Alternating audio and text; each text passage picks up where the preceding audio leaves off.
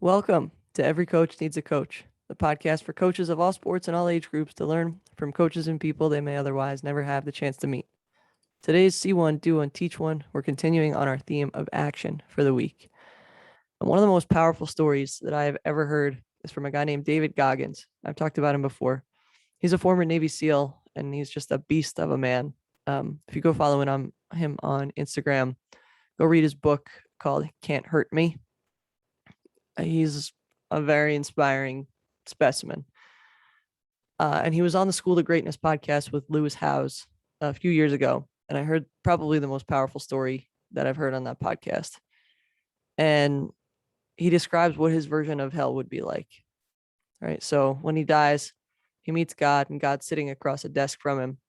And God slides a piece of paper across the desk, and it has his name on the top and all these achievements and accomplishments and world records that he held and people that he positively influenced and books that he wrote.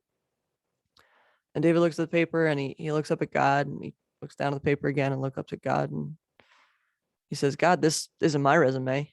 I didn't do any of this stuff when I was down on earth. And God looks at him and kind of smiles in a sad way and says, I know, that's what you were supposed to do while you were on earth. And, God gets up and walks out of the room.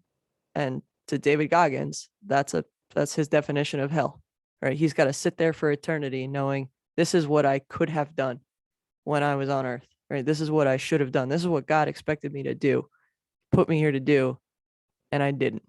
And he's got to live with that for the rest of eternity. And I can't think of a better example of we're only able to achieve what we're meant to achieve when we act, right? Those words on a piece of paper don't mean much, but the lives they influence and the people they impact and the way they can possibly change the world only happens when we act. We must have faith that God believes in us and put us here to do a mission and his work, and he has our backs. So we have to act even if we're afraid to do so. We have to act. So that is my challenge for you. I actually did this. It was really powerful.